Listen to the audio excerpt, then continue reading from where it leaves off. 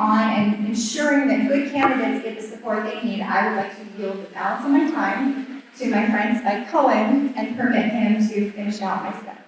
Thank you very much. Guys, on behalf of Vermin Supreme and myself, I would like to thank you, the Libertarian Party of Tennessee, for having me here and for giving me this opportunity to speak. Now, I don't have some fancy speech. I'm just a simple man, and I prefer to speak from the heart.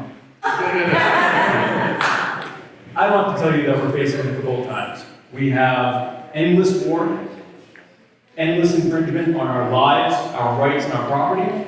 We have endless taxation and endless debt spending to pay for it. But we also are we have an unprecedented opportunity. But first, let me tell you a little bit about myself, so that you can see where I'm coming from. I am literally Spike Cohen. I am from the Myrtle Beach area. I had a website design company for the better part of 20 years, and a few years ago I decided to end that and focus my life instead on my true passion, which is sharing the message of freedom, liberty, self-ownership, and non-aggression. Thank you. That's okay, you know about it. That culminated with my becoming the co-owner of Muddy Waters Media, the co-host of the Muddy Waters Freedom, and the host of My Fellow Americans.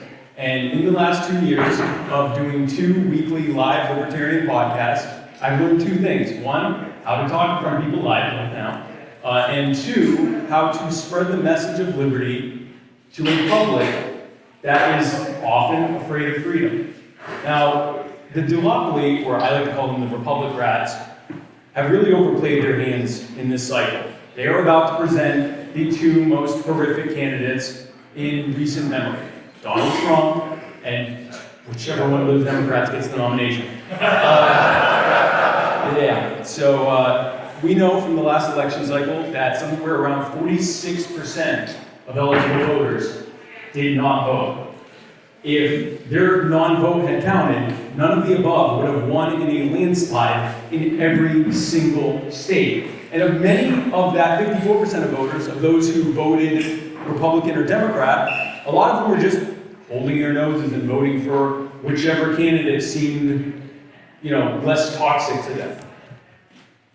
So we know we have the chip stacked against us, from the president to the Congress to the FEC, down to the state election boards, to the Commission on Presidential Debates, the mainstream corporate media. We know that this system is set up to shut us out as much as humanly possible. This system is a joke. So what do? Well, that's the fun part. As Vermin Supreme's running mate, I get asked the following 2 questions from our critics quite a bit. Number 1, what the hell are you doing? And number 2, why the hell are so many people joining you in doing this? Well, the answer to that, and the reason why I think Vermin is the best pick for us, is very simple.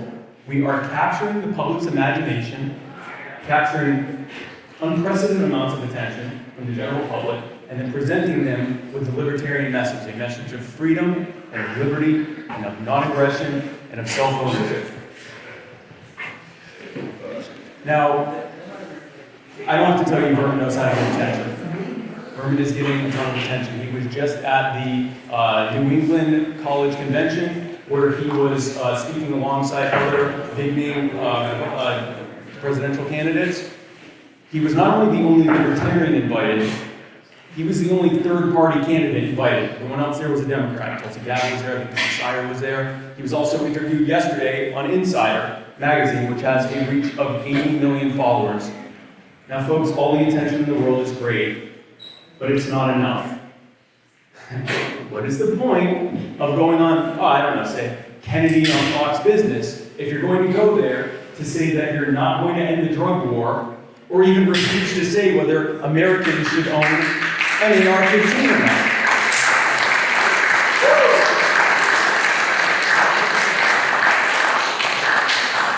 As I hear often, that makes the party look like a joke.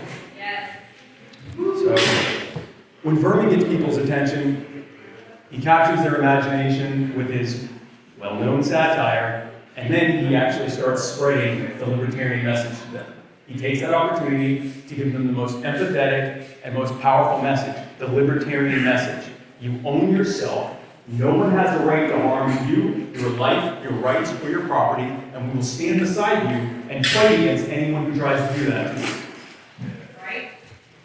I'm also trying to do my part, both on my shows and on talking on talk radio and podcasts, and also by meeting people in person. Tom Arnold, thank you again, Tom, mentioned the Pound the Pavement Tour, something that was set up by, it's the brainchild of a man named Brent DeRitter. He is the vice chair of the Libertarian Party of North Carolina. Remember his name because he will more than likely end up being the chair of the party. He is an absolute Superman. I cannot say enough good about him. He will remember that name. He is amazing. He came up with this idea called the Pound the Pavement Tour. And what Pound the Pavement is, and we started it in Wilmington, North Carolina, we go into some of the poorest and most marginalized communities in this country. We knock on their doors and we share with them our message, the libertarian message, an unvarnished message of freedom. Jacob was there as well, and when we went, this was more of a proof of concept this time around. We weren't really sure if it would work. We had about 15, 20 people, and we didn't know, would it work? Would people even open their doors for us? Would they be the least bit receptive? The response was overwhelming. Not only were they receptive, not only did they open their doors, they were often completing our sentences. Turns out, lo and behold, we didn't have to tell them that the government was harming them. We didn't have to tell them that they would be better off if they could be more free. They were the ones telling us that, and it was an amazing opportunity for us to be able to share that. And in that first time, with about 15 volunteers on what was essentially a proof of concept, we signed up 30 people to the Libertarian Party of North Carolina and spoke with hundreds more. Now keep in mind, these were overwhelmingly poor, probably, Jacob, 98% black neighborhoods, I mean, overwhelmingly black neighborhoods. These were people that were telling us that they either held their nose and voted Democrat, or they didn't vote at all. And we changed the conversation in that neighborhood. It was so successful that we are going to be doing many more of these. Pound the Pavement is going to become a regular thing that we're doing. We're going to be starting in the Carolinas and working with, and perfecting it there, and working with affiliates in other states to spread it around the entire country. Team Supreme and I are completely behind this. And we'll be doing this, again, starting in the Carolinas and going throughout the country. Brent was so impressed with our commitment to doing this that he actually has decided to endorse our campaign and join Team Supreme. So we will definitely be hearing much more about Pound the Pavement. We need someone to capture attention, bottom line. We need someone to get people's attention. Vermin Supreme does that in an absolutely fundamental way. He is getting the youth, and he's getting unaffiliated voters. These are the people that are the most likely to vote third party or to not vote at all. And so this is an unprecedented opportunity for us to ride that to unknown high levels of vote counts. Friends, my name is Spike Cohen. Vermin Supreme is my president, and with your support, we will build a coalition of the oppressed, the outraged, the disaffected, and the disenfranchised, and we will ride it all the way to the White House. Thank you so much for your time.